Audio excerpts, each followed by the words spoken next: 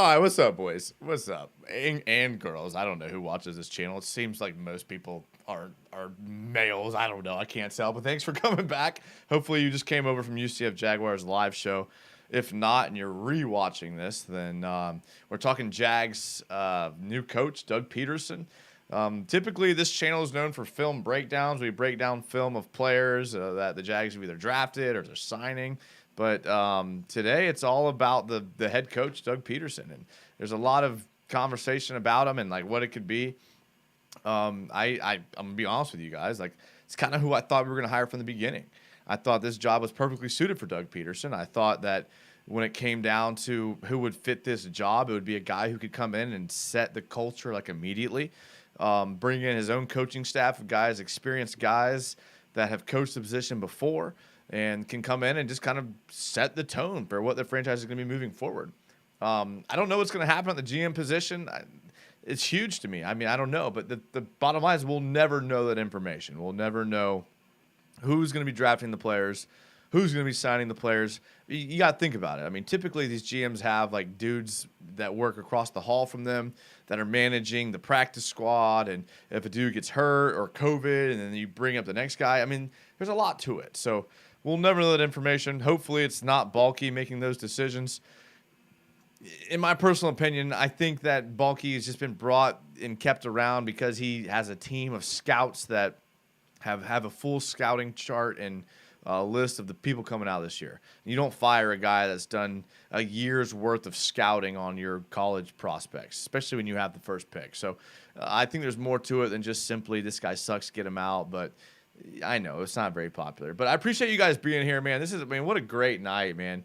I mean, Jags, this is it. I'm going to try to get you on the comments, but the comments are rolling in quick. And Predator says, hey, we are back. This is it, dude. This is it. This is where the reality of Jaguar. We're a community of Jaguar fans that we kind of speak our minds. And the good thing about this is, like, you know what you and me have in common of the comments? Neither one of us get paid to do this. So we can say whatever we want, and it doesn't matter because we don't have to tote the company line. We don't have to say whatever. I think that's what makes this community great. It's called Jaguars United because it's you guys and me. It's what we do. I love to see it. Cam Boysvert says, hell yeah. What up, Cam? James Swan says, Jason is some sort of emoji. It looks like a tiger. I'm gonna just pretend it's a goat, and they're calling me the goat. Sea Breacher, would you pay Adams $30 million? Really think about it. He's 29. Is he really worth it? Ooh, I mean, I like Adams. I think, like, someone said on Twitter said he's the best free agent available ever. I don't know if that's true, but he's up there. He's up there. I mean, I watched Davante Adams, and he's a game. I would. Sorry to skirt your question, but yeah, I would. I think Jacksonville needs someone like Davante Adams. We've had so many lows. We've been down so bad for so long. Give me Davante Adams, bro. Bring him in for sure. Timmy Devil says, we will be back in the news again with the front office issues. Give this clown 2 years. Stop it, Timmy. Stop it. Timmy didn't agree with me about the coaching job. And look, Timmy, I saw it. Look, dude, I get your point. There is only 32 jobs available. Dude, I get your point. Somebody's going to want this job. I just think that when there's a list of 8 jobs available, I disagreed with UCF Jaguar. He thought this was a top-of-the-line, top-tier job. I disagree. I think, and I'm as big as a Jaguar fan as they get. I got a Matt Jones jersey on the wall. I think this was one of the worst jobs available. Not because of, like, the reality. I just think because of the optics, because of the owner, because of the GM, because of, you know, the market size. And, again, nothing we can do about that. I just think if you're a O'Connell, and I think if you're a Kellen Moore, if you're a Byron Leftwich, if you're who's offensive coordinator up in New England that took the Denver job, McDaniels, Jacksonville's not on your radar. It's not, because there's a chance you could. And here's the only reason: you could come here, and you could get fired after a year as a package deal firing with Trent Baalke. It's the reality of the situation. Paul Harrison says, first time in Paul, dude, Paul, you're in for it, bro. You're in for it. I appreciate you being here, Paul. Give us your thoughts, dude. The more outlandish, the better. It's typically how we do it around here. Ben Hone, who do you think we get as offensive coordinator? Okay, so here's the good thing about Pederson is you're going to get a guy who actually can call plays. The thing about Byron Leftwich is, and no, nothing against Byron Leftwich. Again, I don't know nothing about Byron Leftwich. My last memory of Byron Leftwich is this. I was at a Jags game when Byron Leftwich was a player for the Jags, because I'm that old. A dude had a Leftwich jersey on. He had taped a piece of paper that said sand over the word left, and it said sandwich on the back of his jersey. That's my last memory of Byron Leftwich. I'll just leave it there. Offensive coordinator, good question. I think, again, here's the thing. I think guys like offensive coordinators, like young offensive coordinators that come in as head coaches, they promote quarterback coaches. They promote offensive quality control guys. A guy like Doug Pederson is going to bring in probably a retread OC, a guy that he knows what he's doing. But I couldn't give you a list, dude. I don't know what's going on with this franchise. I really don't. Bruce Wayne says, Jason, do you work tomorrow? Yes, I do. But it's Friday, and I'm off for 2 days, and I'm super excited about that. Paul Harrison says, I think he could be a great influence on Trevor Lawrence. I do, too. I hope so.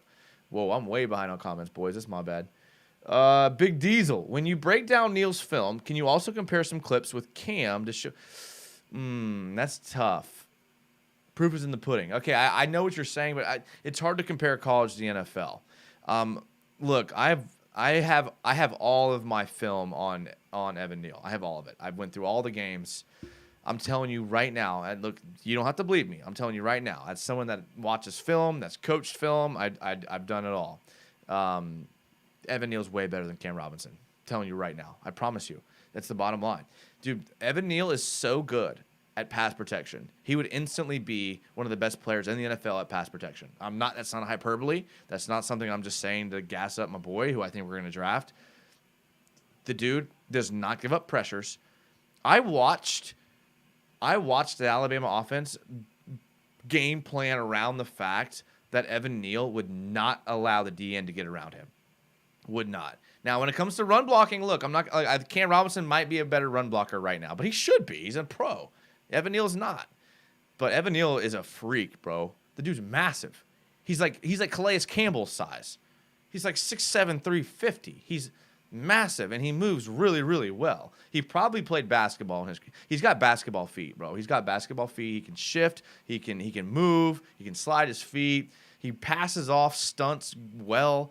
Georgia tried to stunt the crap out of him in both games. They tried to bring outside rushers in. They tried to bring their nose tackles to the outside. And the dude was like passing off the rushes and the stunts better than like NFL players do. Not trying to get off on a tangent here. I know this is about Doug Pederson, but Evan Neal's the pick. Unless you identify a wide receiver that you think is going to be the next Justin Jefferson, you take Evan Neal.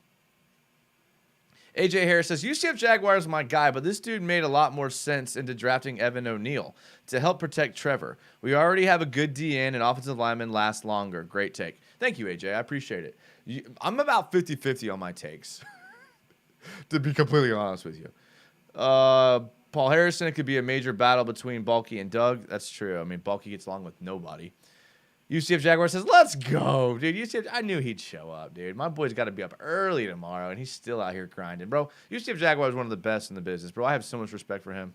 I'm not even saying that to, gas him up. I believe that.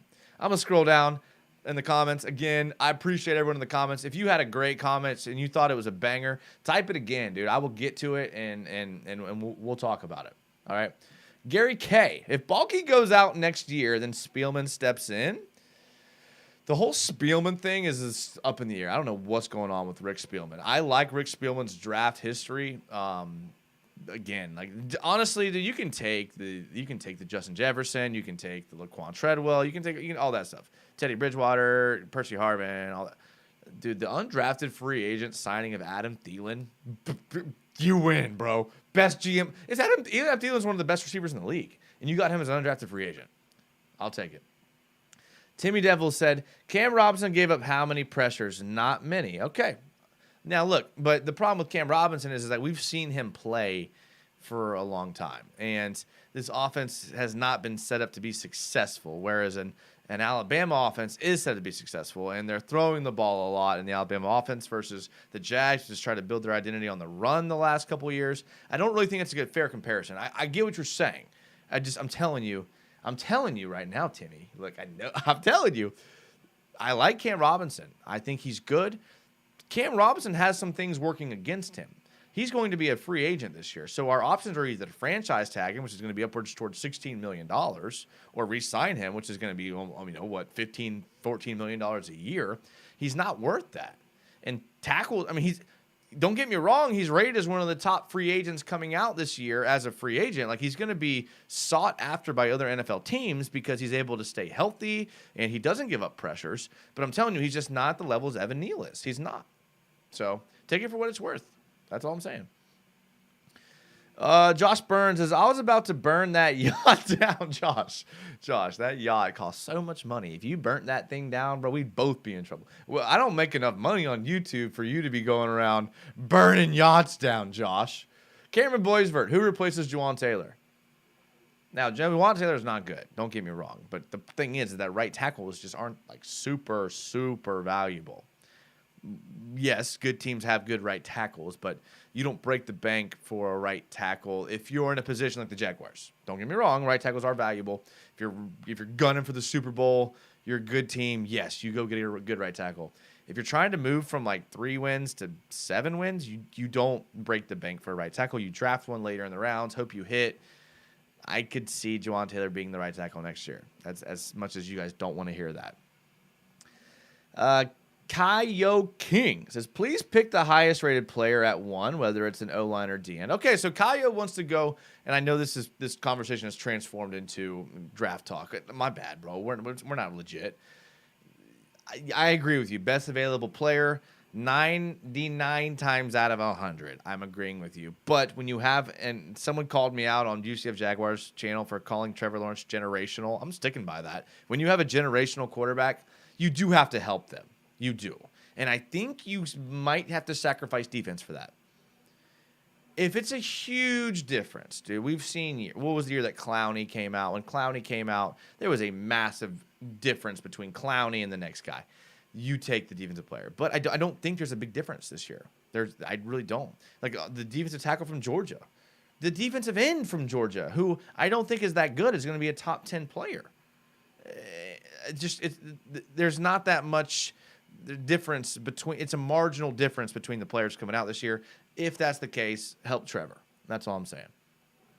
Mindset says that means we wasted a pick on Little. Maybe. But we also wasted a pick on, sorry, I'm fixing my mic here. We also wasted a pick on CJ Henderson, and everyone's fine with that, right? Okay, so we're fine. Okay, we wasted a pick on Jordan Smith. Okay, we're okay with that. Who was the tight end from San Jose State we drafted that traded to Baltimore? I refuse to say his name. Yeah, we wasted a pick on him. That happens. Walker Little was the 4th pick in that draft.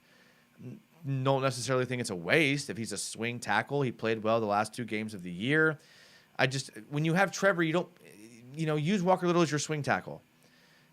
Put him at guard. Teach him center. It's the NFL, dude. Here's your guys are athletes. I don't know. You have to be deep.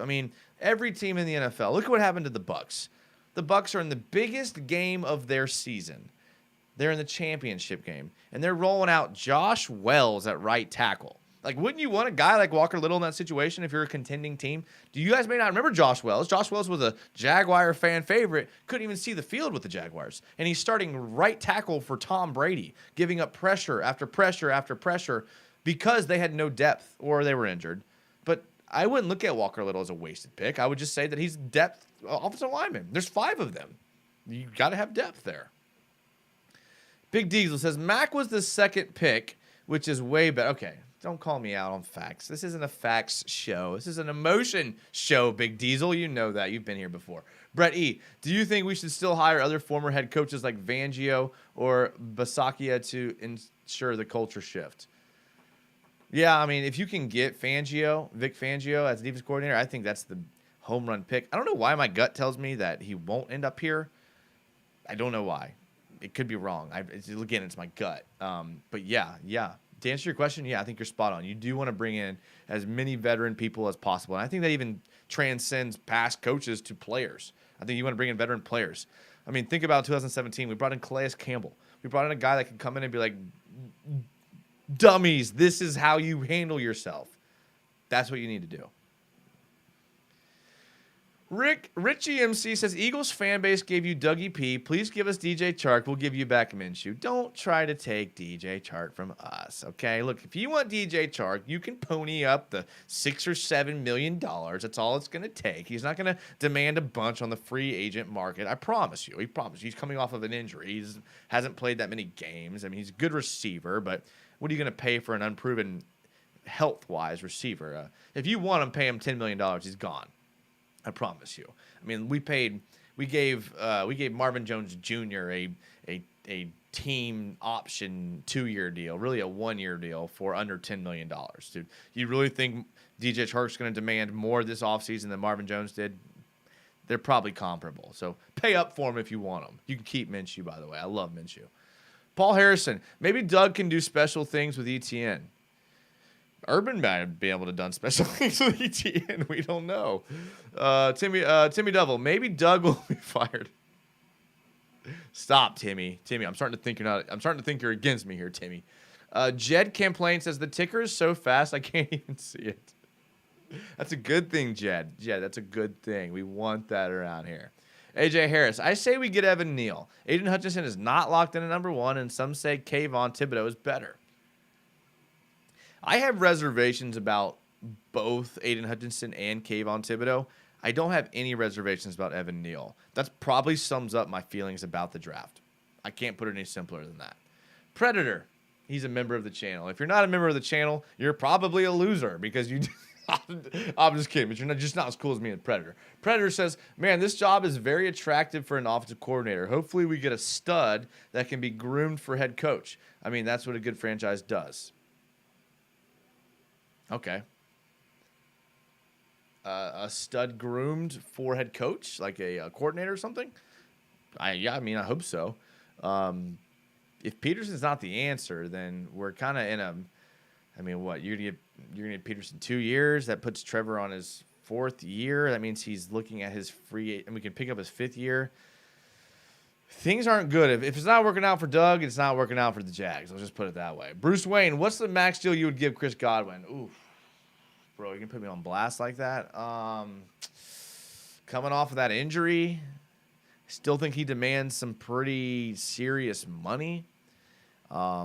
But not nearly, obviously. I mean, he was looking at probably upwards toward 50. He's probably looking at probably about 20 right now. And that's still good for a guy coming off an injury. About 20 million. What, 3 years, 20 million, 4 years, 30 million max. Dude, that injury's tough, bro, because you don't know what his timeline's going to be. I mean, you recover from those injuries nowadays faster, but gosh, man, it's just tough. Injuries ruin people's careers, especially skill positions where you plant and cut. You see it happen all the time. I'm hoping for the best, but I mean, I still take him. Don't get me wrong, but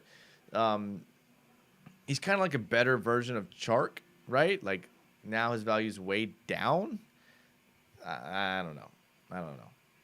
John Doe says Doug Pederson is better than Leftwich by a lot, and it's not even close. You know, I don't know for a fact, but I kind of tend to agree with you there, Johnny boy. Cash Shoot says sign Adams, switch Taylor to right guard, and put Little at right tackle. Hutch at number 1, and Tim Tibb to number 2. Okay. Signing Adams would obviously be huge for this franchise. Juwan Taylor said he doesn't want to play guard. That doesn't mean anything. You're right. Walker Little wasn't great at right tackle. Again, doesn't mean anything. Okay, that would work. I would sign me up for that. Sign me up for that. Heck yeah, dude. Dude, if you give me Adams, bro, I only need a first round pick. Cam says, John, your caps lock is on. John Doe's caps lock is always on. That's what makes John Doe John Doe. Josh Burns says, hey, what up, Josh? Labras979 says, wasn't our draft pretty good? Campbell, Cisco, and Little. It was pretty good. You would just hope that when you trade a guy like Jalen Ramsey and you get 4 picks in the first 2 rounds that it's not pretty good, but it's really good. Now, maybe you were being coy and you do think that draft is really good, and it could be. I think we still need time to see. I like Campbell. He did come on late in the season. Walker Little is probably good. He came on way late in the season. And Andre Cisco, I don't necessarily know if he's good or not, to be honest with you. I hope he is, but you saw the same thing I did. I mean, I hope that those last couple games for Little and Cisco translate into next season, but at the end of the season like that, it's hard to know. It really is. Jayville Taylor says, who would you choose, Godwin, Robinson, or Ridley? Probably Robinson, just because he's not injured or having other issues. I don't know what Ridley's issues are exactly, but I know he's having issues. So probably Robinson, but maybe I'm wrong there. Percy Freeman says, Adams is going wherever Rodgers is going. I don't necessarily think that's true. And I like kind of your train of thought there, Percy. I just don't necessarily. I think all good things come to an end. We see it happen all the time in the NFL. Randy Moss and Tom Brady. I mean, people. I mean, they go just separate paths all the time. I don't necessarily think so. I think Aaron Rodgers is going to be looking for the best situation to win because he's getting older, and I think Davante Adams is going to be looking for the best situation to make money because he's in his prime money-making years. And I think both players respect that about each other. The Dean Machine says, I'm all for drafting to help Trevor, but with the first pick, take the best player available, whether that's offensive line, defensive end, wide receiver, or safety. Doesn't matter. Trade down if you can. I don't think trading down is a possibility, and I'll tell you why. Because I think there's no one's going to want our pick that doesn't have draft capital. Like, you see what I'm saying? Like, the Giants have draft capital. I don't think they're going to trade up to 1. Like, I don't see trading down being a possibility. I'm with you. But honestly, the best player that I've graded out so far is Kyle Hamilton, the safety. Can you take a safety at number 1? I would. So I was kind of been hoping Adrian Wilson was the GM because I feel like he would have taken Kyle Wilson. If you haven't watched Kyle Wilson film, wait till my Kyle Wilson. Look, I got to be honest with you guys. Look, we have 91 people here watching, which is absolutely amazing. This is great for our channel. Usually we have our little focus group where we bounce ideas off of each other. This channel is really all about film breakdowns. If you go back to my YouTube, I have film breakdowns, all about film breakdowns. I'm doing something different this year. Rather than putting all the film breakdowns on this channel, I'm going to put film breakdowns on a separate channel and do live shows on film breakdowns. I know that's blowing some of your minds right now because it's your first time here. It's going to be good if you want to subscribe, I promise. AJ Harris says, LOL, I don't think Adams will waste his time in Jacksonville no matter how much money we throw at him. He's probably searching for a Super Bowl contender team. I disagree. And here's why I disagree. I think that if you're a guy like Aaron Rodgers and you're almost in your 40, yeah, you're chasing a Super Bowl. But when you're an NFL player, like, you understand the dynamic of every day is valuable. You understand that any play could be your last, and it's grim to think about, but it's the reality. When you're 29 and the best player at your position, potentially the best player in the league, you have to chase the money. Look at what Calais Campbell did. Calais Campbell had a hearty offer from the Denver Broncos when he signed in Jacksonville in 2017. $15.5 million. When the Jags came in with just only $1.5 million more, he couldn't refuse that money because he knew how important money was. He ended up coming to Jacksonville for $1.5 million more, even though against his hometown, and ended up balling out here. So I do think that money talks. I do think there's a certain type of player in a certain age where money doesn't talk as loud, but I don't think Davante Adams is there. So I think money does talk there, but you could be right. I don't know. Timmy Devil 999 says, calling for his job the first time he benches ETN. Bro, the way the Jags fans defended James Robinson, I don't know, how do you put ETN on the field, to be honest with you? Josh Burns says, I just want to buy this guy a beer. Hopefully you're talking about me. If you ever catch me out during Jags games, I run it. Dude, I love it. Dude, I'm at Jags games. I run into people all the time that recognize me from the channel. What do you think we do, bro? We get down in the bud zone. Let's just put it that way. Predator, money talks in free agency, man. I don't care what you say. If you really want those people, back the truck up. Just think if we would have backed the truck up for Jalen Ramsey, man, what would have happened then? Undefeated Winner says, we need Nick Foles back to back up Trevor. Run it back. I like it. I like the idea. I like the the joke. But if I'd never see Nick Foles again, I would be okay with that. Bruce Wayne, I never judge prospects off of stats, but Tibbs' stats are honestly concerning. He averaged 6 sacks over 3 years at Oregon. Compare that to the other prospects in the past, and it's really unimpressive. Look, dude, I'm with you, bro. I mean, I like to factor in stats as well, and I think we're on the same page about Thibodeau. I really do. I think that was a guy who went from surefire number one pick in the draft to a guy who now may fall outside of the top 5. I know the mocks aren't saying that right now, but the mocks are never right this early. So I could definitely see that guy falling outside the top 5 just because he didn't play. If he had played more, I think, and he could end up being good. Like he could, I think he'll be a good player. I don't think he has the Myles Garrett-esque, ability, but he's a good player. So he may fall outside the top 5. Brett E. says, rumors are Adams just wants the bag this year. For whatever that's worth, and the Jags have been mentioned as one of the few teams that could afford it. Yeah, that's true. I mean, look, the Jags are going to have to just grossly overpay for him, which, again, I'm totally fine for. 100%. A guy like Devontae, 100%. Let's do it. Let's see here. We have some conversation going back and forth between Predator, Timmy Devil, and Barrett Hone and Undefeated Winners. But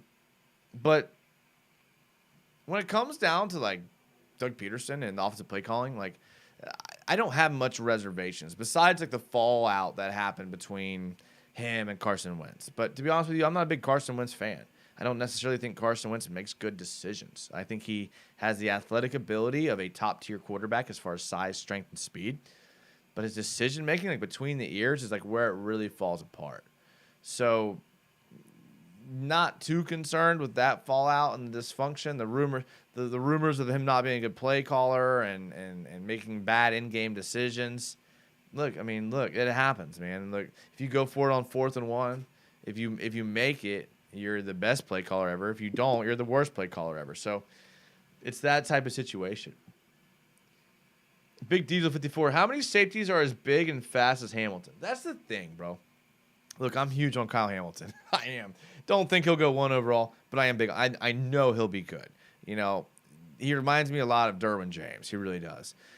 The fact of the matter is that safeties are playing in the nickel as linebackers nowadays. So call him a safety if you want. But the dude is a linebacker and nickel 75% of the plays. He's got to be able to come up and fit the run. He's got to be able to set the edge. He's got to be able to read his gap, read his keys, make tackles in open spaces. He has to be able to do everything that traditional, old-school outside linebackers had to do on the weak side.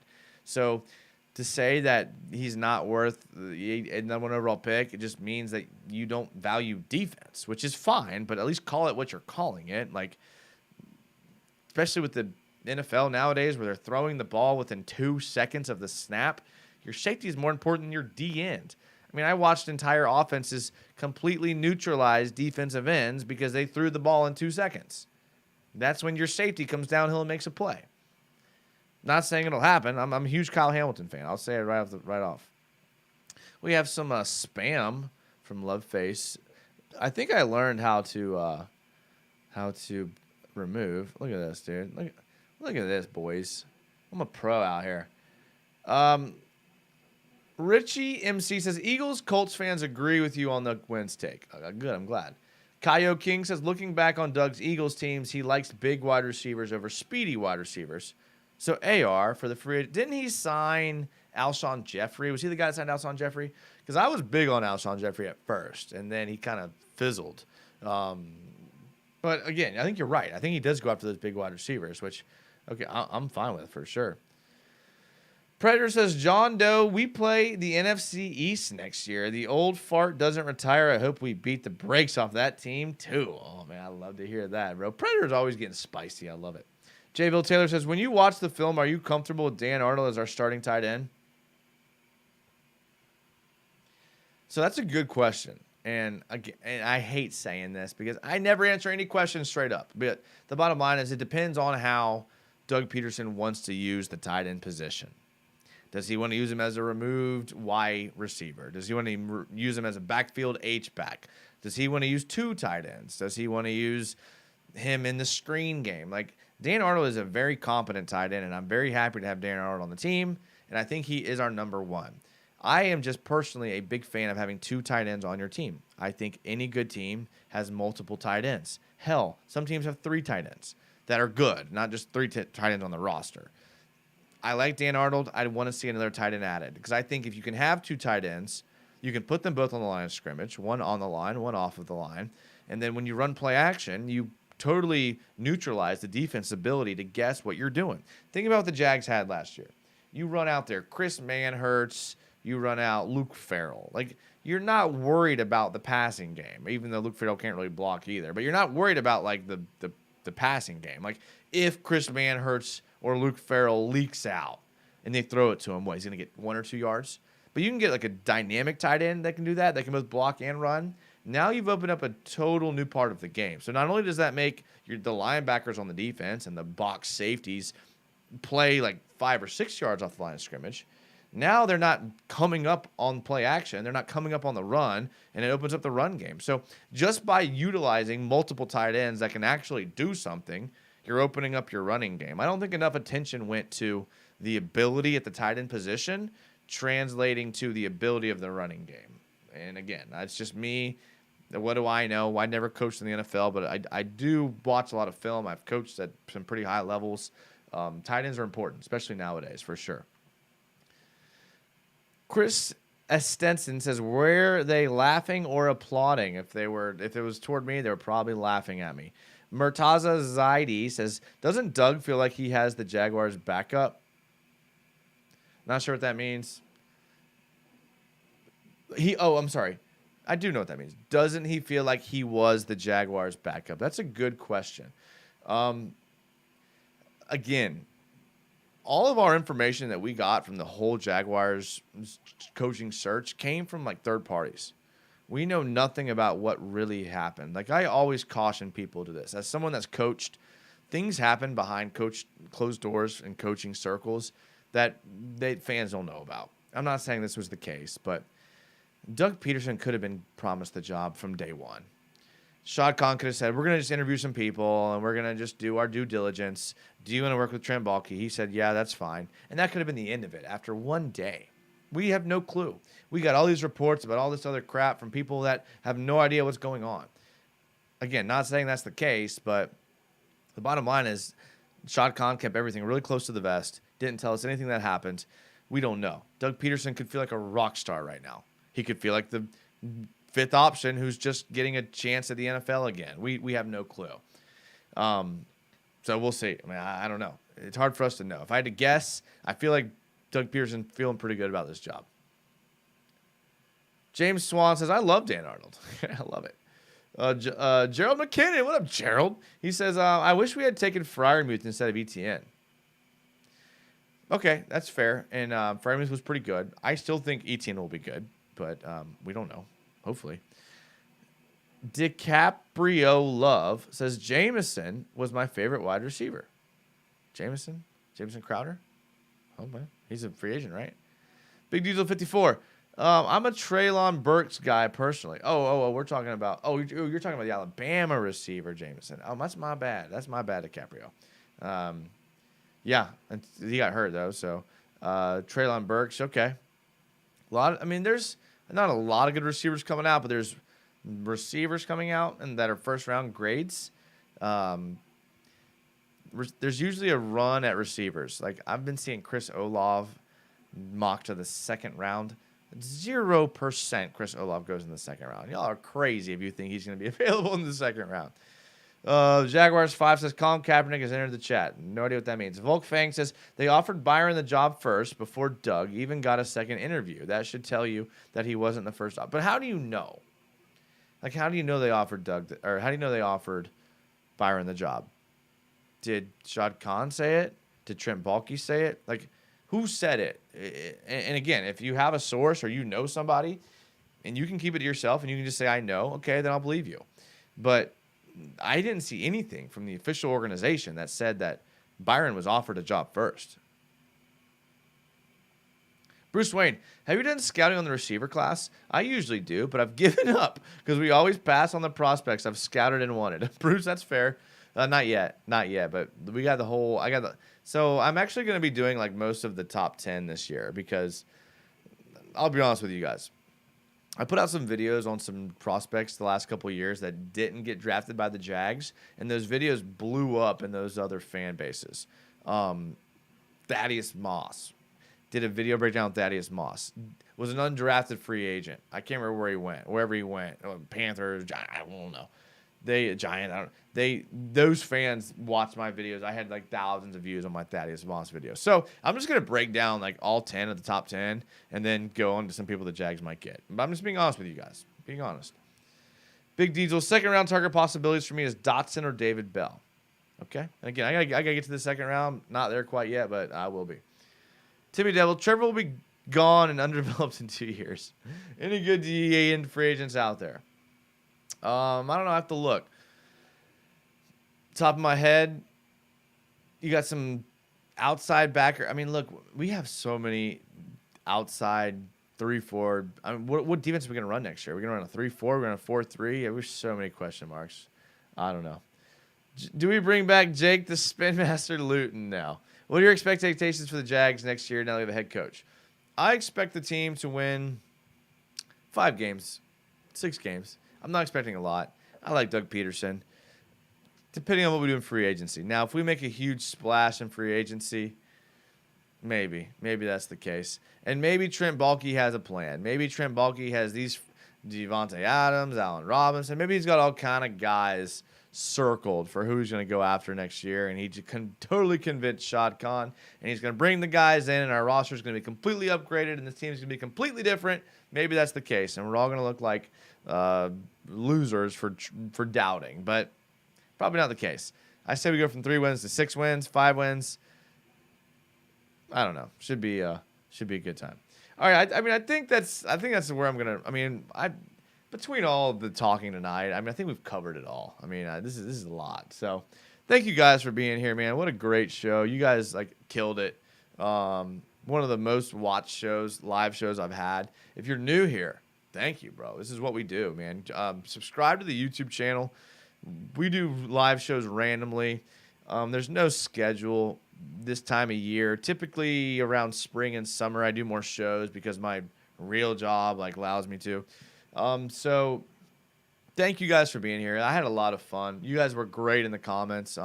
Thanks for coming over from UCF Jaguars channel. If you haven't watched any of the film breakdowns, we got some good film breakdowns coming.